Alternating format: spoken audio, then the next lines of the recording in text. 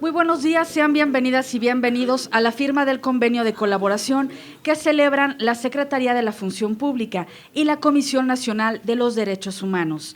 El día de hoy nos acompañan la doctora Irma Eréndira Sandoval Ballesteros, secretaria de la Función Pública,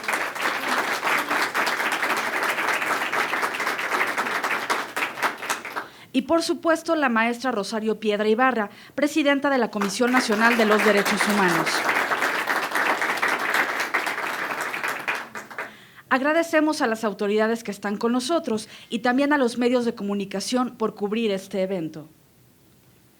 Para iniciar, le pedimos a la maestra Rosario Ibarra Piedra, presidenta de la Comisión Nacional de los Derechos Humanos, que nos dirija su mensaje.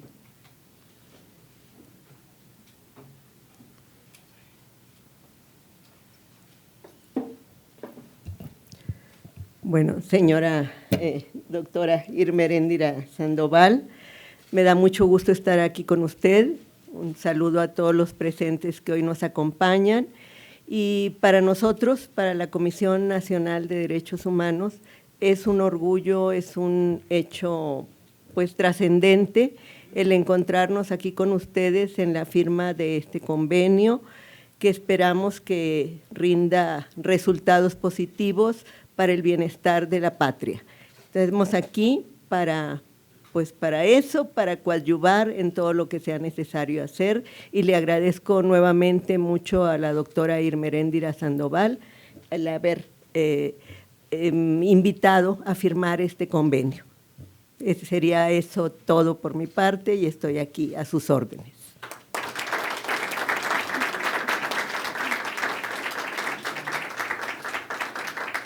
Muchas gracias, maestra. Ahora es el turno de la doctora Irma Eréndira Sandoval Ballesteros, secretaria de la Función Pública. Muchísimas gracias. Buenos días a todos. Maestra Rosario Piedra, bienvenida a esta su casa, la Casa del Servicio Público, que por lo tanto es también su casa y donde la recibimos con las puertas abiertas y también con el corazón lleno de esperanza para la lucha que nos depara en conjunto. Me da mucho gusto que por primera vez esté al frente de la Comisión Nacional de Derechos Humanos una mujer.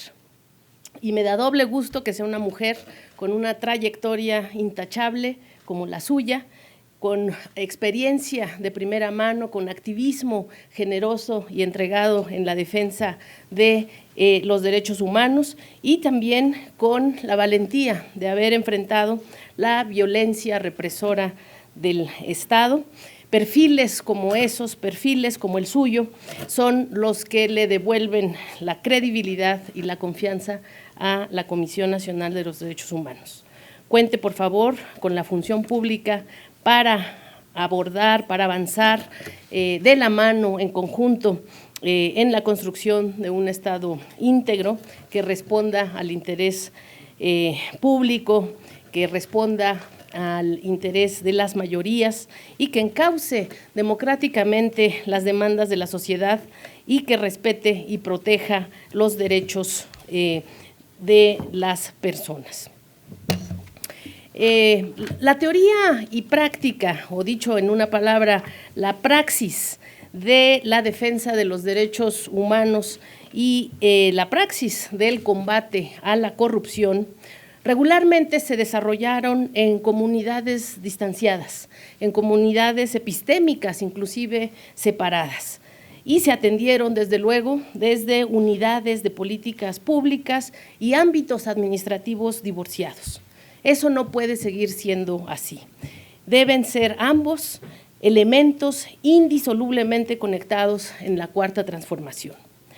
Ha llegado la hora de abordar seriamente el problema de la responsabilidad del Estado ante prioridades fundamentales y de los derechos humanos. Se dice con frecuencia que la corrupción mata, y en efecto, así es. La corrupción mata porque sí se entiende, como la entendemos en la nueva función pública, como la corrupción estructural. La esencia de este mal que nos aqueja es un abuso de poder. Por ello, las acciones de auditoría, de fiscalización, de defensa de lo público, de auspicio de la supremacía del interés público y colectivo por sobre los intereses privados y particulares, y las acciones hacia la integración de las quejas de la ciudadanía deben estar signadas por una búsqueda constante de defender los derechos fundamentales, los derechos humanos. Este nuevo enfoque debe de tener como resultado que los fiscalizadores, al constatar actos u omisiones en la actividad pública, identifiquen también si hay causales de privación y de violación de los derechos humanos. La corrupción estructural, como la entendemos en la función pública, es la otra cara de la moneda de la violación de los derechos fundamentales. La propia violación de los derechos fundamentales está perseguida, está asignada en la Constitución. Nuestra Constitución establece en su artículo 134, todos lo sabemos, que, cito, los recursos económicos de que disponga la Federación, las entidades federativas, los municipios y demarcaciones territoriales de la Ciudad de México se administrarán con eficiencia, eficacia, economía, transparencia y honradez para satisfacer los objetivos a los que estén destinados. Dice muy claramente, lo sabemos todos, el artículo 134 constitucional. Con estos principios se rinde cuentas del uso de los recursos públicos y en caso de que estos se violen, nos encontramos evidentemente ante la condición objetiva de la corrupción. Ahora bien, si vinculamos el argumento con el segundo párrafo del artículo 1 constitucional, donde se ordena que, abro la cita, todas las autoridades en el ámbito de sus competencias tienen la obligación de promover, respetar, proteger y garantizar los derechos humanos. Entonces, vinculando este artículo importantísimo, el primero de nuestra Constitución y el artículo 134, podemos entender que todas las acciones, procesos y políticas del Estado que tengan por objeto promover, respetar, proteger y garantizar los derechos humanos deben ejercerse con eficiencia, eficacia, economía, transparencia y honradez. En la Cuarta Transformación, además, con austeridad republicana. En caso de que no sea así, nos encontramos con un caso de corrupción que tendrá como consecuencia la privación o la violación de los derechos fundamentales, de los derechos humanos. Por eso, señora presidenta de la Comisión Nacional de los Derechos Humanos, celebro este acercamiento porque vamos a colaborar para terminar con dos de los peores males que nuestro país ha padecido en las últimas décadas y que son también las principales preocupaciones de los mexicanos: la corrupción y la crisis de violaciones constantes a los derechos humanos.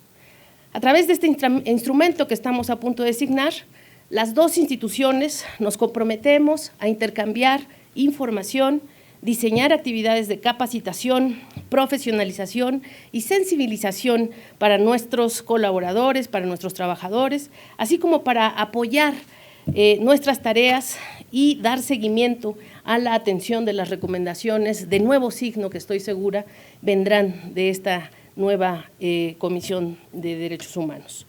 Durante las últimas décadas, en México se construyeron instituciones con el único propósito de simular que existía autonomía, de simular que existía combate a la corrupción, pero que en realidad se orientaban a proteger el status quo de los que tenían el poder y de los que usufructuaban él mismo de forma cómoda.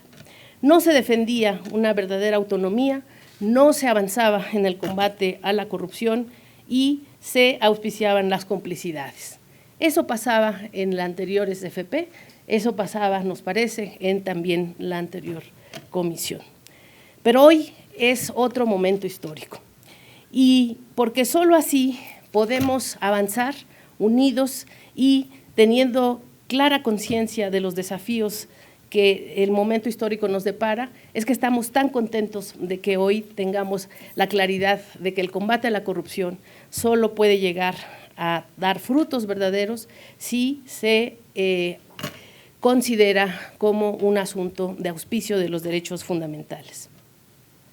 Solo así podemos explicar que niñas y niños mexicanos recibieran agua destilada en lugar de quimioterapias en el anterior régimen. Solo así podemos explicar que 43 estudiantes mexicanos, los estudiantes de Ayotzinapa, desaparecieran una noche en Iguala a pesar de haber entrado en contacto con autoridades públicas de todos los niveles. O solo así podemos explicar que 49 niños perdieran la vida en una guardería del Estado, subrogada a intereses privados. No podemos perder de vista un asunto muy importante. En el centro de cualquier lucha anticorrupción tienen que estar las víctimas, tienen que estar las personas.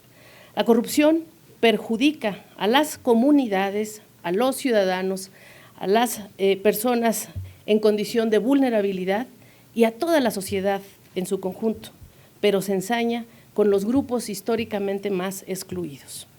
La corrupción genera desigualdad social, preserva y aumenta la pobreza, reduce la calidad de los servicios públicos, impide la impartición de justicia, fomenta la violencia y el crimen y genera un sinnúmero de problemáticas que lastiman a nuestras sociedades y afectan a nuestras familias. La corrupción en todas sus formas es un obstáculo al desarrollo, ya sea por una mala administración de los recursos públicos o por la falta de cumplimiento de la norma. Y por ello es que uno de los derechos fundamentales es el derecho a la buena administración. En todos los casos, además, los más pobres son los más afectados. Las prácticas corruptas no hacen sino reforzar la pobreza, la inseguridad, la violencia generalizada en una espiral descendente, y ello se traduce en otra serie de fenómenos de innumerables repercusiones. Persecuciones de activistas, persecuciones de periodistas, feminicidios, desapariciones forzadas. La atrocidad de los resultados las conocemos muy bien. Precisamente esta semana, lo sabemos, inició con una noticia que nos dolió y nos llenó de rabia a todas y todos los mexicanos. El caso de Fátima.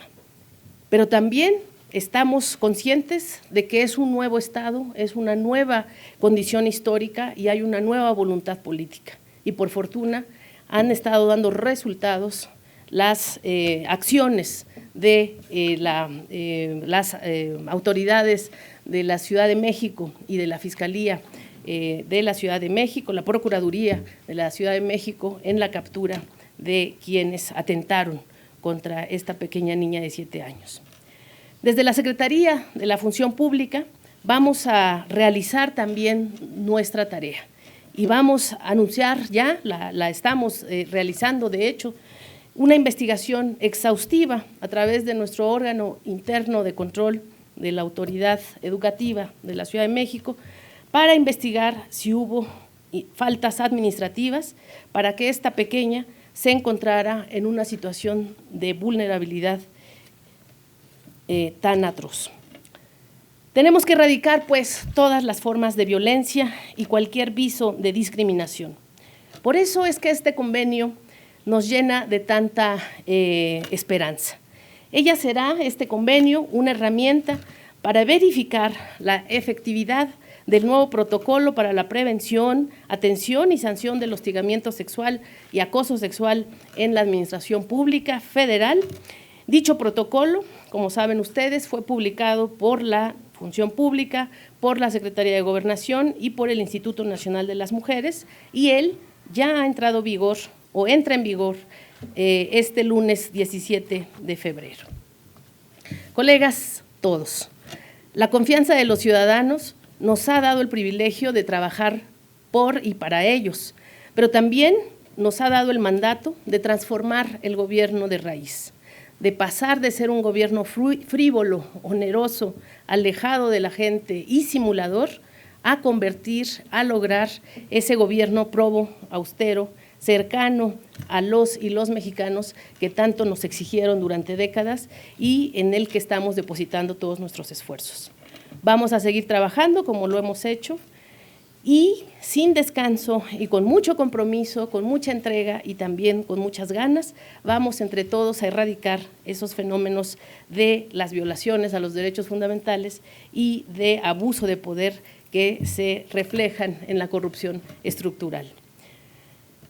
Presidenta de la Comisión Nacional de los Derechos Humanos, les reitero mi agradecimiento y mi voluntad de seguir trabajando juntas y evidentemente la confianza de que entre su institución y el trabajo de todos mis colegas aquí presentes saldaremos esa deuda histórica que tenemos con el pueblo de México y a la que hemos dedicado, lo sé bien en su caso, nuestras vidas y nuestras trayectorias. Muchísimas gracias.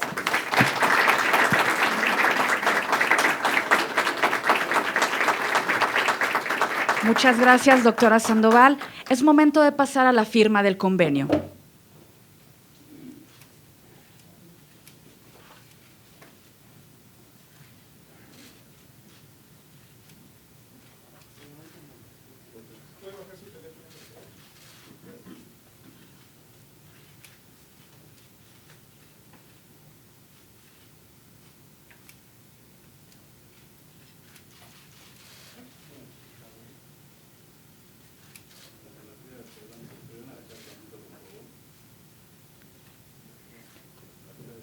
Le pedimos a la maestra Rosario y a la doctora Irma Heréndira que se pongan de pie para la fotografía oficial.